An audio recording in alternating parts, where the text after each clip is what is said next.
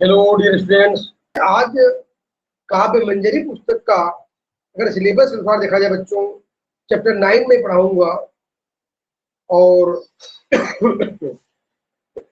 अंतिम पोएम अंधेरे का दीपक वैसे भी आईएससी इस साल के लिए पाठ्यक्रम में नहीं रखा है, तो आप लोगों के लिए और ही अच्छा है, क्योंकि मैं इसको शीघ्र इस पुस्तक को समाप्त करूंगा और फिर इस पर आधारित तमाम टेस्ट लूंगा। आप लोग टेस्ट देते रहिएगा बच्चों। तो आते हैं, बादल को घिरते देखा है। ठीक है बच्चों, बहुत खुशी की बात है और समय पर आप लोग ज्वाइन करें। पहले तो ध्यान दें कैसे हम पढ़ें, ध्यान दो। तो अमल धवल गिर के शिखरों पर,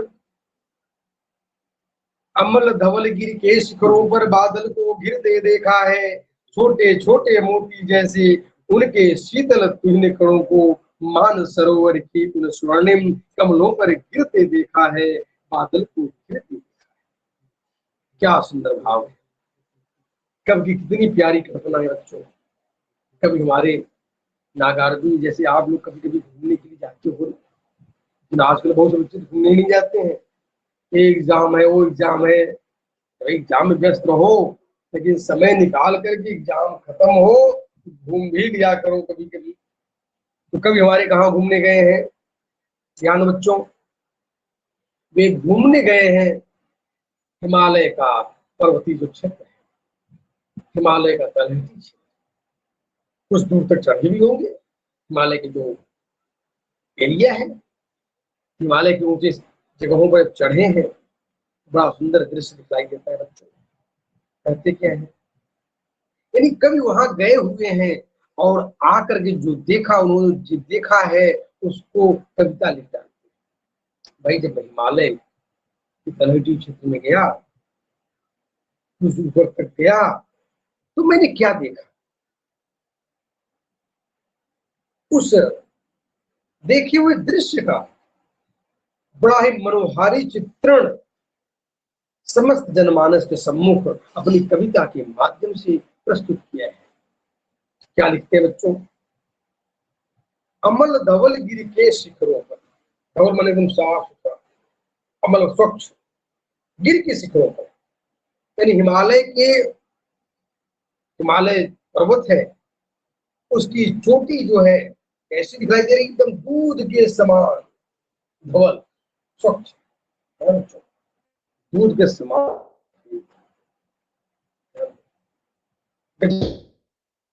सुंदर। बर्फ तो वैसी दिखाई, आप लोग गए होंगे, देखे होंगे बर्फ कैसा दिखाई दे, दूध के समान सफेद। अमल धवल गिर के शिखरों पर बादल को गिरते देखा है। कवि ने कहा मैं वहां गया हूँ, बादल घिरा हुआ था चोटियों से, जो माउंटेन पिक्स है, यानी वो तमाम कंचनजंगा है, माउंट एवरेस्ट है, कैलाश पर्वत है, गॉड ऑस्टिन है, तमाम शिखाएं, उन शिखाओं से बादल टकरा रहा है। भाई बादल तो टकराता है, बादल जैसे आप बहुत ऊंचे स्थानों पर चढ़ जाओगे, ऐसा लगेगा जैसे बादल मुझको छू कर जा रहा है। बादल आपको छू करके जा रहा हो, आपके शरीर को छू कर जा रहा हो, उस स्पर्श करने पर क्या अनुभव होता है, उस अनुभव कल्पना करनी है जो आप लोग समक्ष करा रहे हैं। क्या सुंदर भाव है, क्या सुंदर कविता कल्पना है बच्चों। कहते अमल धवल गिर के शिखरों पर बादल को गिरते देखा है। कवि ने कहा मैं वहां गया था और मैंने देखा, यानी दूध के समान सफेद हिमालय के शिखरों पर, चोटियों पर बादल घिरा हुआ, बादल को घिरा हुआ देखा, बादल मुझको मानो स्पर्श कर रहा हो, बादल मुझको छू रहा हो, मैंने वह दृश्य देखा। कहते हैं उस समय जब बादल को मैंने नजदीकी से देखा, बच्चों बादल कैसा दिखलाई दे रहा था, छोटे छोटे मोती जैसे, यानी बादल के कण कैसे दिखलाई दे रहे थे नजदीक से, मुझे छू करके बादल गुजर रहे थे, तो मोती के समान छोटा, जैसे मोती के कण हो ना, मोती का कण वैसे ही खूबसूरत मोती के समान। यानी जब उस पर कभी कभी बादल पर जब सूर्य की रोशनी जब पड़ रही है तो मानो मोती के समान चमक रहा है, बहुत प्यारा लग रहा है बादल। कैसे दिखाई दे रहे हैं? उनके शीतल तुहिन कणों को, यानी जब बादल, वैसे हिमालय का क्षेत्र वैसे ही बहुत शीतल होता है बच्चों, लोग खिल जाते हैं, अच्छे अच्छे लोग, अच्छे से शक्तिशाली लोग हिमालय के पास में पहुंचने पर हृदय में वो ठंडक पहुंच जाती है, मानो हृदय शांत हो जाता है। और जो लोग कपड़ा पहन कर अगर ठीक से नहीं गए हैं तो जीवन भर के लिए शांत हो जाते हैं। इसलिए हिमालय पर जब पहुंचो बच्चों, पूरी सुरक्षा कवच के साथ पूर्ण रूप से शांत होकर, मतलब कि पूर्ण रूप से वह गर्मी के जो कपड़े हैं उसको पहनकर सुरक्षा कवच लेकर के जाओ।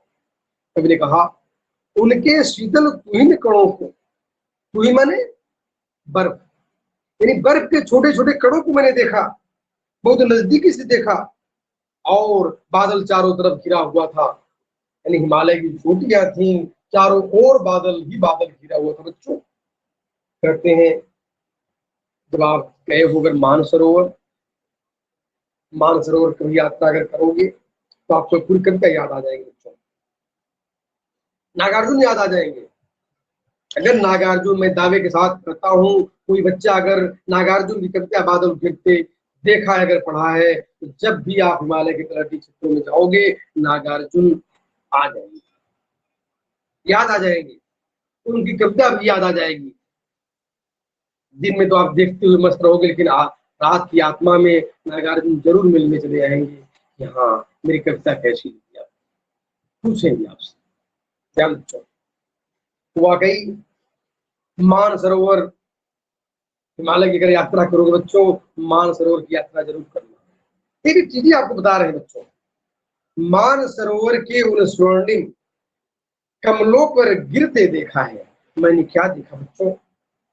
कभी बताया कि मानसरोवर जो झील है,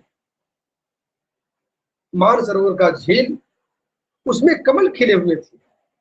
कोई झील में पूरा कमल खिला हुआ हो, और कमल का रंग कैसा था? स्वर्णिम, गोल्डन कलर। गोल्ड वैसे ही सबको प्यारा होता है, संसार में शायद कोई व्यक्ति ऐसा नहीं होगा जिसको गोल्ड प्यारा नहीं हो। जिसको प्यारा नहीं होगा समझ लो दुर्भाग्यशाली है। तो गोल्डन कलर का, सुनहले रंग का कमल का फूल खिला हुआ था बच्चों, बड़ा प्यारा लग रहा था, मन मोहित कर देने वाला वो मानसरोवर का झील था, और उसमें कमल खिले हुए थे चारों तरफ, और उन कमलों के ऊपर कौन घिरा था? बादल को घिरते थे कमल चारों तरफ, मानसरोवर का झील, वह चोटियां, और उसके ऊपर चारों तरफ बादल, चारों तरफ से घिरा हुआ। क्या वह गजब का दृश्य था बच्चों। कभी ये मानो बयान नहीं कर सकते थे, लेकिन कविता के रूप में कुछ व्यक्त करने का प्रयास तो किया उन्होंने। क्या सुंदर भाव बच्चों। आगे अब मैं दूसरे अनुच्छेद में प्रवेश कर रहा हूं इस समय। अगर कोई भी आपको समझ में न आए कुछ बातें तो आप प्रश्न करेंगे अपने चैटिंग बॉक्स में जाकर, मैं उसका समाधान करूंगा। और एक बात और जान लीजिए, इस पर मेरे और भी यूट्यूब पर और भी चैनल मैंने बहुत पहले पेश कर चुका हूँ, आप उसका भी देख करके आनंद ले सकते हैं, उसमें से भी। ध्यान बच्चों, दूसरा अनुच्छेद, तुंग हिमालय के कंधों पर छोटी बड़ी कई झीलें हैं, उनके शीतल नील सलिल में समतल देशों से आकर पावस की उमस से आकुल तिक्त मधुर विस्तंत खोजते, हंसों को तिरते देखा है, बादल को घिरते देखा है। क्या सुंदर कवि की कल्पना है बच्चों। कवि कहते हैं हिमालय पर्वत साधारण पर्वत नहीं बच्चों, सौंदर्यता का प्रतीक है। कोई व्यक्ति ऐसा नहीं जो मन को मोहित न हो जाए वहां पर। ध्यान देना बच्चों, बड़ा प्यारा जगह है। कहते तुंग हिमालय के कंधों पर, यानी हिमालय का जो कंधा माने जानती हो कंधा, यानी ऊंचा भाग, यानी हिमालय का जो ऊंचा भाग है, तुंग माने ऊंची, यानी हिमालय के ऊंचे भागों पर, यानी उसके कंधों पर छोटी बड़ी कई झीलें, यानी हिमालय की चोटियों के आसपास जो कुछ समतल एरिया होता है बच्चों, प्लेटो जैसा, पठार जैसा थोड़ा एरिया मिल जाता है, वहां पर तमाम झीलें हैं। ऐसी झीलें हैं छोटी बड़ी, कुछ छोटी है, कुछ बड़ी है, कुछ मानस सरोवर जैसी है, सब प्यारी प्यारी झीलें हैं और सब झीलों की सुंदरता अद्भुत अलौकिक है। ध्यान देना, कहते हैं उनके श्यामल नील सलिल में, यानी पानी का जो रंग है, जल का जो रंग है कितना स्वच्छ है। सलिल यानी सलिल माने जल, और श्यामल मन माने सांवला रंग, यानी जल जो है कई झीलों में मैंने सांवले रंग का देखा, क्या सुंदर झील है। और उस सांवले रंग के जल में, उन झीलों के सौंदर्यतम शीतल जलों में कौन तैर रहा है, कौन पक्षी है, कहां से आए हैं, कवि ने बड़ा बखूबी, बड़ा डिस्क्रिप्टिव वर्णन कर रहे हैं। समतल देशों से आ आकर, यानी कहां से आए हैं, समतल देश, मैदानी देश जैसे भारत या तमाम देश कोने कोने से, जहां गर्मी बहुत ज्यादा पड़ने लगती है बच्चों, गर्मी से व्याकुल जब पक्षी हो जाते हैं तो ठंडे स्थानों, उन लोगों के लिए एसी वही है ना, गरीबों के लिए परमानेंट एसी कौन सा है, ये हिमालय पर्वत।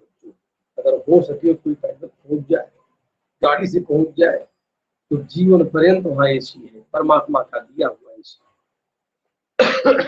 तो बेचारे पक्षी भी सब एसी खोजने के चक्कर में सब कहां चले आते हैं, हिमालय के पास में, उन छोटी बड़ी झीलों में आकर तैरते हैं। कहते पावस की उमस से आकर, पावस मानी गर्मी बच्चों, गर्मी की उमस से, यानी ह्यूमिडिटी जब बढ़ जाती है बच्चों, आर्द्रता जब बढ़ जाती है तो गर्मी बहुत ज्यादा बढ़ जाती है। आप लोग कोई झेले होंगे, जून जुलाई के महीने में जब बरसात थोड़ी हो जाती है, क्या विचित्र गर्मी पड़ती है बच्चों। तो भी खास है उत्तर प्रदेश, राजस्थान, जो नॉर्थ इंडिया, ड्राई क्लाइमेट जहाँ पर है, और दक्षिण भारत कुछ बच्चों वहां तो बहुत गर्मी 12 महीने पड़ती है।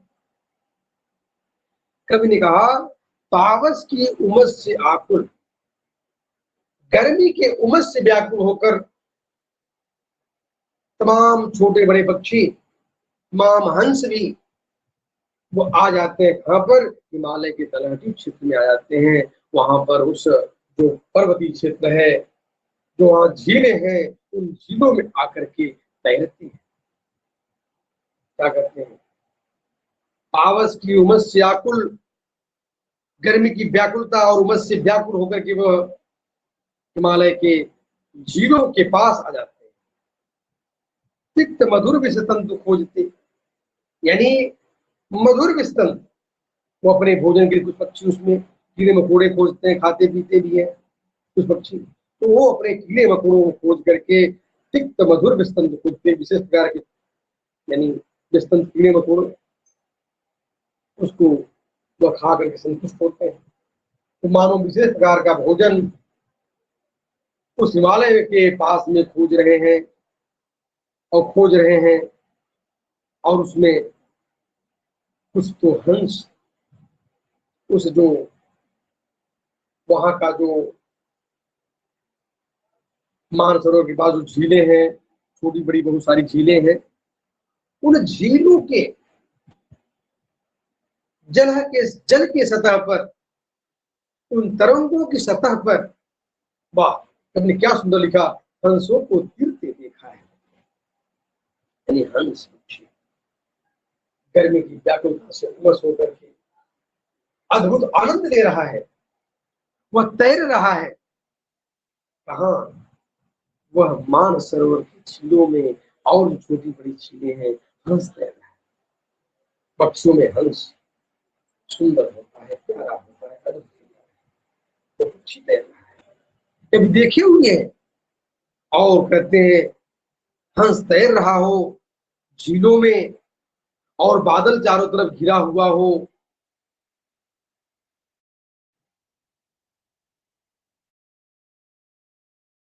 मोती के कितना सुंदर वर्णन किया हमारे महामहिम नागार्जुन जी। ऐसा वर्णन कर दिए जैसे बच्चे भले हजारों किलोमीटर दूर हिमालय से हो, लेकिन हिमालय से दूर बच्चों को या अध्यापक को पहुंचा दिए हिमालय के पास, पहुंचा दिए मानसरोवर की झील के पास। धन्य हो नागार्जुन, क्या कला है आपकी। कहते आगे, अब मैं तीसरे अनुच्छेद में पहुंच गया बच्चों, ध्यान दें। ऋतु बसंत का सुप्रभात था, मंद मंद था अनिल बह रहा, बालारुण की मृदु किरणें थी, अगल बगल स्वर्णिम शिखर थे, एक दूसरे से विरहित हो, अलग अलग रहकर ही जिनको सारी रात बितानी। क्या सुंदर कल्पना कवि ने किया बच्चों, ध्यान देने की बात है। ऋतु बसंत का सुप्रभात, ध्यान बच्चों, बसंत ऋतु का, वैसे ऋतुओं में बच्चों सबसे प्यारी ऋतु कौन होती है? बसंत। वैसे प्रकृति हर ऋतुओं में सबसे खूबसूरत, यानी हर ऋतु में खूबसूरत होती है, लेकिन बसंत ऋतु में ऐसी खूबसूरत होती है प्रकृति हमारी, एक प्रकृति भी नायिका, जैसे मानो कोई नवयुवती सुंदर सुंदर वस्त्र को पहनकर तमाम खुशबू से युक्त हो, तमाम पुष्पों से युक्त हो, यानी सुसज्जित हो, अलंकृत हो, वैसी हमारी प्रकृति बसंत ऋतु के ऋतु में दिखलाई, सज धज करके तमाम रंग बिरंगे फूलों से सुसज्जित, उसके पुष्प किसको नहीं मदमस्त कर देते बसंत ऋतु। इसलिए बसंत ऋतु ऋतुओं की रानी है बच्चों, और प्रकृति उसमें सबसे सुंदरतम स्वरूप में निखर कर हमारे समक्ष खड़ी है बच्चों। उसी बसंत ऋतु का वर्णन चल रहा है, नागार्जुन जी वर्णन कर रहे हैं कि ऋतु बसंत का सुप्रभात। बसंत ऋतु के अर्ली मॉर्निंग थी, सुबह सुबह मॉर्निंग में पहुंचे थे बसंत ऋतु में बच्चों। कभी बसंत ऋतु में गए थे, कहां पर? हिमालय के तलहटी क्षेत्र में उस्मान सरोवर झील के पास में गए थे। वहां पर क्या नजारा है। कहते ऋतु बसंत का सुप्रभात था, यानी सुंदर सुप्रभात था। भाई हिमालय को देख रहे हो, हिमालय की सुंदरता को देख रहे हो, हंसों को देख रहे हो, प्रभात तो शुभ होगा ही बच्चों, सुप्रभात तो होगा ही। वैसे तो हम लोग हर अर्ली मॉर्निंग को सुप्रभात ही बोलते हैं। तो मानो ये सुप्रभात था, किसके लिए? हमारे नागार्जुन के। और उसमें बसंत ऋतु बच्चों ध्यान दें, धीरे धीरे मंद मंद सनही सनही धीरे धीरे वह अनिल बह रहा, अनिल माने वायु, शीतल वायु धीरे धीरे प्रवाहित हो रहा है। वह ध्यान से देखने पर, महसूस करने पर जैसे मन मदमस्त हो जाएगा। क्या करते हैं? बालारुण की मृदु किरणें थी, सुबह का समय था। सुबह के समय आप लोग देखेंगे बच्चों, जब सूर्य की किरणें निकलती है, सूर्य की नई नई किरणें जब प्रकृति पर आच्छादित होने के लिए निकलती हैं, प्रस्फुटित होती हैं, तो उस समय का दृश्य सबसे अनोखा अनुपम होता है, बहुत मनोरम दृश्य, बहुत प्यारा दृश्य। ने कहा बालारुण की, यानी बाल अरुण, अरुण माने सूर्य, सूर्य की लाल किरणें, नई किरणें वह चारों तरफ छा रही थी, और स्वर्णिम शिखर थे, यानी सूर्य की लाल किरणें वह चारों तरफ शिखरों पर जो सफेद शिखर थे चारों तरफ, भाई हम शिखर थे, माउंट एवरेस्ट, कंचनजंगा, कैलाश पर्वत, तमाम तो शिखर ही शिखर है वहां पर।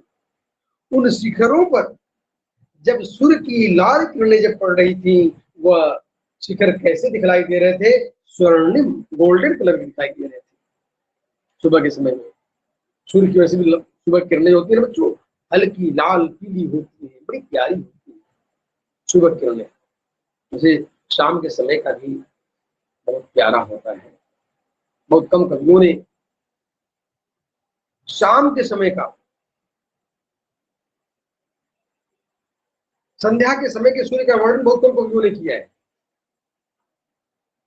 सूर्य के निकलने समय का वर्णन तमाम कवियों ने बहुत कुछ लिखा है, लेकिन मैंने एक कवि को पढ़ा, उन्होंने शाम के समय का भी बड़ा सुंदर वर्णन किया सूर्य के किरणों का। वो कवि थे हमारे अयोध्या से उपाध्याय हरिओम जी, बड़े प्यारे कवि हमारे परिचय प्रिय कवि है बच्चों, प्रिय तो बहुत सारे हैं, लेकिन उनकी कविताएं बड़ी प्यारी होती है। उन्होंने लिखा, मुझे याद आ गई वो पंक्तियां, दिवस का अवसान समीप था, जगन था कुछ लोहित हो चला, तर शिखा पर थी विराजती कमलनी कुलवल्लभ की। क्या सुंदर वर्णन किया।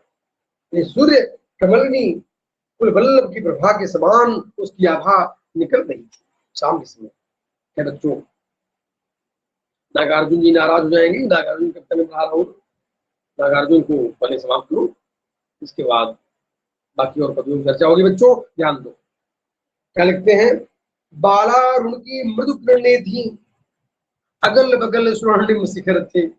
अगल बगल हमारे शिखर थे वो एकदम गोल्डन कलर के समझ में आ रहे थे, एकदम गोल्डन कलर दिखाई दे रहे थे बच्चों, बड़े प्यारे लग रहे थे सब, और एक दूसरे से विरहित हो।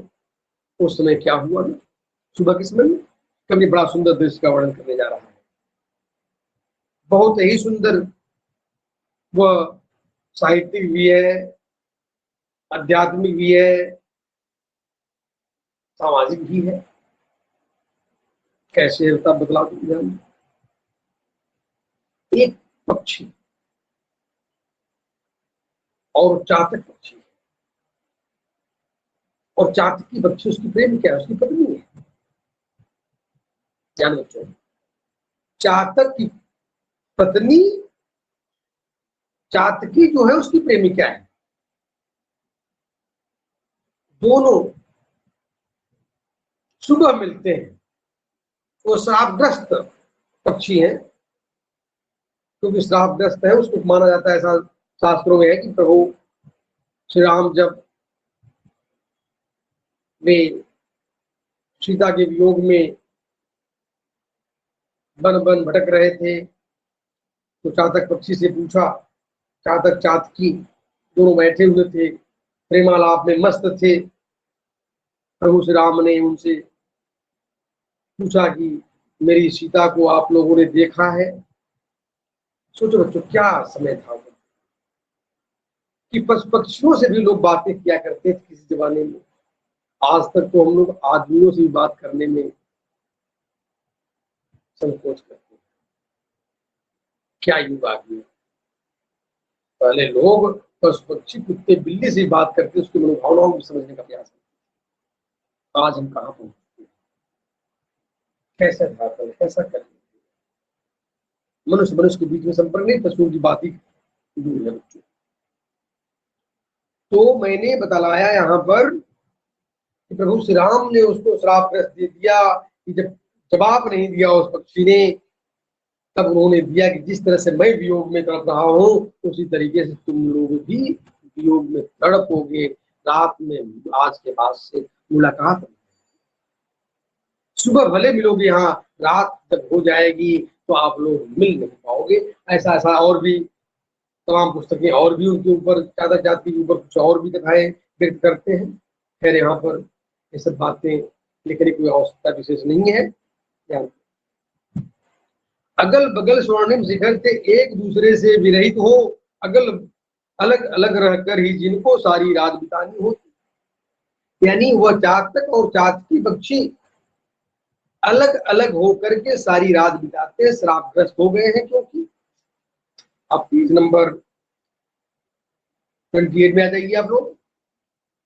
कहते हैं कि निशा काल से चिर अभिशापित, चिर काल से रात्रि के समय में वह अभिशप्त है, श्रापग्रस्त है कि दोनों चातक चातकी, दोनों पति पत्नी, दोनों प्रेमी प्रेमिका मिल नहीं पाएंगे। बच्चों ध्यान दो, हमारी भारतीय संस्कृति बच्चों, यहाँ पर पत्नी ही प्रेमिका होती है। बच्चों पत्नी विवाह होने के बाद पत्नी पति के लिए प्रेमिका होती है और पति पत्नी का प्रेमी होता है। इसके पहले कोई दूसरा भाव नहीं होता बच्चों। ये विदेशी संस्कृति में अलग होता है। यह तो भारतीय संस्कृति में भी पाश्चात्य संस्कृति आ रही है कि पहले प्रेमी होते हैं, बाद में उसमें कोई पति बन जाता है, फिर बाद उसको छोड़ कर करके दूसरा प्रेमी पति बन जाता है, फिर तीसरा बन जाता है। ये हमारा विदेशी कल्चर है।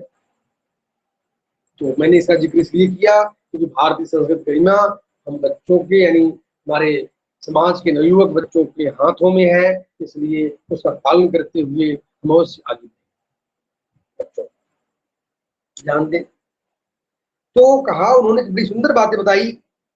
निशा काल से चिर अभिशापित, बेबस उस चकवा चकई का, बंद हुआ क्रंदन फिर यानी जो रात भर वियोग में थे, रोते थे, मिल नहीं पाए, तो चकवा चकई पक्षी, तो प्रेमी प्रेमिका, वो पति पत्नी, सुबह के समय में दोनों मुलाकात। श्रापग्रस्त, जैसे संध्या होगी तुम लोग मार्ग भूल जाओगे, अपने घर नहीं पहुंच पाओगे, अपने घोंसले में नहीं पहुंच पाओगे। लेकिन सुबह हुआ, फिर दोनों रास्ते याद कर लिए और मिलते हैं कहाँ? एक तालाब के किनारे, या उस मानसरोवर तालाब किनारे मिले हो सकता है। कवि ने बड़ा सुंदर बात कहा कि मानसरोवर, महान सरोवर के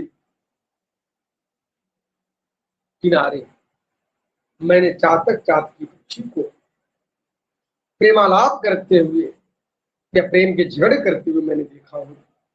क्या सुंदर दृश्य करने उल्लेखित करते, बड़ा मार्ग दृश्य। कहते बंद हुआ क्रंदन फिर उनमें, उस महान सरोवर के तीरे, उस महान सरोवर के तीरे दोनों पक्षी मानो वे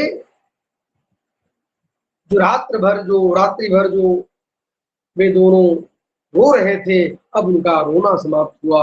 अब वे दोनों प्रेम से बातें करते हुए दिखाई पड़ रहे हैं। शैवालों की हरी दरी पर, शैवाल मैंने काई, काई की हरियाली रूपी दरी पर, दरी, दरी क्या है? दरी होता है बैठने का, यानी बिछा करके जो लोग चादर बिछाते हैं, मोटे कालीन से मिलता जुलता रहता है, उसको दरी कहते हैं। तो मानो शैवाल रूपी दरी पर दोनों पति पत्नी, कौन? चातक और चातकी, या प्रेमी और प्रेमिका, वो दोनों बैठ में बात करते, प्रेमालाप करते। प्रणय कलह, प्रणय माने प्रेम का, कलह झगड़े, प्रेम से झगड़े, पति पत्नी भी प्रेम झगड़े होते बच्चों। तो झगड़े छिड़ते देखा है इन दोनों के बीच में। वह झगड़े हो रहे हैं। क्या झगड़े हो रहे होंगे? रात भर तू कहा था, कैसा था, ऐसा वगैरह वगैरह सब बातें हो रही होंगी। तो कहने का मूल शाब्दिक क्या है बच्चों कि इस दृश्य का भी सुंदर वर्णन, यानी चातक चातकी का जो वर्णन में तो किताबों में पढ़ा करते थे लोग, लेकिन यहाँ पर नागार्जुन जी ने स्वयं देखा उस हिमालय के तट के पास में, यानी मान सरोवर के तट के पास में। कितना सुंदर, यानी एक छोटी छोटी चीजों का वर्णन कवि नागार्जुन जी आप लोगों समक्ष प्रस्तुत, बड़ा प्यारा दृश्य है। पेज नंबर 28 का ही ध्यान दें। नेक्स्ट पैरा, अनुच्छेद, अगले अनुच्छेद में पहुंच चुका हूं, ध्यान सुनेंगे आप लोग। दुर्गम बर्फानी घाटी में 7 सहस्र फुट ऊंचाई पर अलख नाभ से उठने वाले निज के ही उन्मादक परिमल के पीछे धावित हो होकर तरल तरुण कस्तूरी मृग को अपने पर चिढ़ते देखा है, बादल को घिरते देखा है। क्या कवि की सुंदर कल्पना है बच्चों, बड़ी प्यारी कल्पना है, बड़ा मनोरम दृश्य है। कहते हैं दुर्गम, जहां पर लोग पहुंच न सके, जहां पर पहुंचने में असंभव हो उसको दुर्गम कहते हैं बच्चों। जहां पर जाया नहीं जा सके दुर्गम, और सुगम माने जहां पर आसानी से पहुंचा जा सके, हम आसानी से पहुंच सके।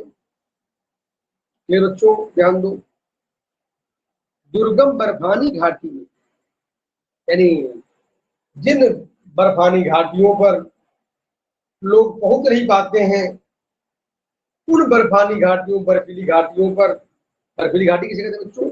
जब ऊंचे ऊंचे पहाड़ी चोटियां होती हैं, उन चोटियों के बीच में जो स्थान होते हैं वो घाटियां। हिमालय के क्षेत्र में कई प्रकार, बहुत सारी चोटियां हैं, उन चोटियों के बीच में घाटी है। वहां पर बहुत ऊंचे, हजारों फुट ऊंचा हिमालय की ऊंचाई 8,848 मीटर है। तो समझ लो अब वहां पर 5-6 हजार ऊंचाइयों पर, फुट ऊंचाइयों पर। तो बच्चों ऐसी जगहों पर जहां पर आदमी नहीं पहुंच सकता ठीक से, वहां पर भी मैंने क्या देखा, कवि ने क्या देखा, दृश्य का बड़ा मनोरम मार्मिक दृश्य का वर्णन किया बच्चों। क्या सुंदर लिखते हैं, दुर्गम बर्फानी घाटी में, जो बर्फानी बर्फीली घाटियां बड़ी दुर्गम है, लोग पहुंच नहीं सकते, शत सहस्र, शत माने सैकड़ों, हजारों फुट की ऊंचाई पर मैंने वहां क्या देखा, अलख नाभिक से उठने वाले, अलख माने जिसको हम देख नहीं सकते, अलख, अलख निरंजन, यानी हम देख नहीं सकते वो निरंजन, वो परमात्मा। वैसे अलख नाभ, नाभि में से विशेष प्रकार की हिरण होते हैं बच्चों, कस्तूरी मृग होते हैं। कस्तूरी मृग के नाभि में, बड़ी सुंदर नाभि में कस्तूरी पाई जाती है, एक द्रव्य पदार्थ होता है, बहुत कीमती बिकता है बाजार में, बहुत कीमती है बच्चों। उसकी दवाइयां बनती हैं, बहुत सुगंधित होता है वो। कवि ने बताया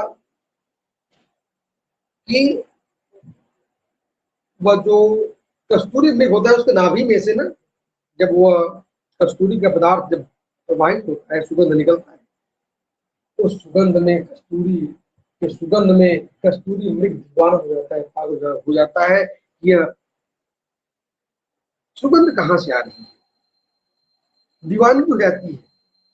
उसको पाने के चक्कर में यहाँ वहां दौड़ता है, भागता है, एक घाटी से दूसरी घाटी, दूसरी तीसरी घाटी, भागता फिरता रहता है बच्चों। कभी वह दृश्य देखा जिसका वर्णन कबीर ने भी किया है, कबीर ग्रंथावली में, बीजक में हुआ है। क्या लिखते हैं कबीर, ध्यान देना, कस्तूरी कुंडली बसे मृग ढूंढे बरमाई, ऐसे ही घटी घटी राम है दुनिया देखे ना। उन्होंने कबीर ने लिखा, कस्तूरी मृग के नाभि में से कस्तूरी पदार्थ निकलता है, कस्तूरी को पता नहीं है, उसके नाभि में वो कस्तूरी निवास है जिसके लिए पागल हुआ है। उसी प्रकार से मानो परमात्मा हमारे हृदय फल में, हमारी आत्मा में केंद्रित है। उसे यहाँ वहां ढूंढने का ज्यादा प्रयास न करें, अपनी आत्मा को सुधार लिया, हो गया, भक्ति हो गई, मन को सुधार लो, भजन हो गया, भक्ति हो गई, क्योंकि सारा पाप पुण्य तो इसी मन में भरा हुआ है बच्चों। बहुत लोग मीठी मीठी कुल बोलते हैं, बड़े खतरनाक होते हैं। अरे भाई, आत्मा को शुद्ध रखें, वाणी तो खैर मीठी बोलनी चाहिए, लेकिन आत्मा को, मन को शुद्ध रखें बच्चों। कोई बात, यही बात यहाँ पर भी हमारे नागार्जुन जी भी व्यक्त कर रहे हैं, कहते हैं सत सहस्त्र फुट ऊंचाई पर अलग नाभ से उठने वाले निज के ही उन्मादक परिमल, यानी मैंने सैकड़ों हजारों फुट ऊंचाई पर कस्तूरी मृग को मैंने भागते हुए देखा हो। कहते अलग नाभि से, अलग माने उनके नाभि में से जो उनको दिखलाई नहीं पड़ रहा है, वहां से सुगंध उठ रही है निज के ही उन्मादक परिमल से। निज माने अपने ही, उन्मादक माने पागल कर देने वाला, परिमल माने सुगंधशील पदार्थ, यानी वह परिमल, वह द्रव्य पदार्थ, वह सुगंधशील पदार्थ जो है उस कस्तूरी मृग के नाभि में से निकल रहा है। एक कस्तूरी मृग को पता नहीं है, वो देख नहीं पा रहा है, समझ नहीं पा रहा है, इसलिए उस सुगंध को पाने के लिए, उस कस्तूरी को पाने के लिए यहां वहां भटकता है, दौड़ रहा है, अपने आप पर चिढ़ भी रहा है, अरे कहाँ है, सुगंध तो आ रहा है, मिल फिर क्यों नहीं रहा है। जैसे आप लोग कोई सामान घर में हो, उसका पता है कि आप घर में ही है, लेकिन आप खोज रहे हो, नहीं मिल रहा है, तो बड़ा कष्ट होता है, अपने आप पर चिढ़ भी आती है, मैंने कहाँ सामान रख दिया, अभी तो चाबी यहीं रखी लेकिन मिल नहीं रहा है। कभी कभी फिर ध्यान दोगे किसी प्रकार से मिलता है, लेकिन कस्तूरी को भी नहीं मिलता है बेचारे को। इस कस्तूरी को, तो कस्तूरी मृग का जो मृग है उसको नहीं मिलता है, क्योंकि पता नहीं, कोई बताने वाला नहीं है। तो इस तरह से कस्तूरी मृग बेचारा उस कस्तूरी पदार्थ को, उस सुगंधशील द्रव्य पदार्थ को पाने के लिए दौड़ता है, भागता है, एक घाटी से दूसरी घाटी, दूसरी से फिर तीसरी घाटी, तीसरी से चौथी घाटी, लगातार घूम रहा, चक्कर काट, और अपने आप पर चिढ़ भी रहा है। कहते तरल तरुण कस्तूरी मृग को अपने पर चिढ़ते देखा है। कहते हैं आगे, उसके लाइन ऊपर भी मैं वर्णन कर दूं, उन्मादक परिमल के पीछे धावित हो होकर, यानी उस पागल कर देने वाली, मस्त कर देने वाली सुगंध से पदार्थ को पाने के लिए वो पागल है, दौड़ रहा है, चक्कर काट रहा है, तेजी से भाग रहा है। तो फिर देखता है कहीं कहीं पर है लग रहा है, फिर सुनता है तो भाई उसी के पास में, उसी के नाभि में से सुगंध से पदार्थ निकल रहा है बच्चों। तो इस प्रकार से वो अपने ही सुगंधशील पदार्थ को पाने के लिए चक्कर काट रहा है, भाग रहा है, लेकिन प्राप्त नहीं कर पाता है बच्चों। वो दौड़ रहा है और अपने आप पर चिढ़ रहा है और चारों तरफ से भाग रहा है कस्तूरी मृग। और उसके बाद से क्या होता है बच्चों कि बादल चारों तरफ घेर रहा है। देखो क्या नजारा है, बादल चारों तरफ घिरा हुआ हो और मृग उसमें चक्कर काट रहे हो, भाग रहे हो, एक घाटी दूसरी घाटी। तो क्या प्राकृतिक दृश्य होगा, क्या सौंदर्यतम दृश्य होगा। नागार्जुन जी ने हिमालय के तलहटी क्षेत्र के बाद में स्वयं वहां गए हुए हैं और उन दृश्यों को देख करके आने के बाद उसका वर्णन हम सभी लोगों के समक्ष प्रस्तुत। अगर नागार्जुन जी नहीं गए होते, इतना हिमालय इतना सुंदर वर्णन हम लोग जाते हैं ना, तो केवल बस क्या करते हैं, अपने इष्ट मित्रों को बता देते हैं, हाँ यार हिमालय गए थे, बड़ा सुंदर लगा, बड़ा, अब तुम भी चले जाना अगले टूर में। लेकिन धन्य है हमारे यहाँ पर कौन, नागार्जुन जी, जिन्होंने खुद गए, जो आनंद लिया और ऐसा लिख दिया उन्होंने, वो वाकई जितना शायद उन्होंने आनंद को पाया होगा उतना ही आनंद हम लोगों को अपने आप मिल रहा है। बहुत सुंदर है बच्चों। इस तरीके से आज के कक्षा में मैं यहीं तक आप लोगों के समक्ष अपनी विचारधारणा को, अपनी व्याख्या को प्रस्तुत कर रहा हूँ, क्योंकि कविता लंबी कविता है, आज समाप्त नहीं हो पाएगी, इसलिए शेष भाग अग्रिम कक्षा में मैं प्रस्तुत करूंगा बच्चों। ठीक है, आप लोगों के कुछ प्रश्न, कोई समस्याएं अगर चैटिंग बॉक्स में आई होगी तो मैं उसका समाधान भेज दूंगा आप लोगों को। मैं देख रहा हूँ आज कक्षा में अब यहीं पर समाप्त करने जा रहा हूँ बच्चों। आप लोगों को मेरी ढेर सारी शुभकामनाएं और धन्यवाद।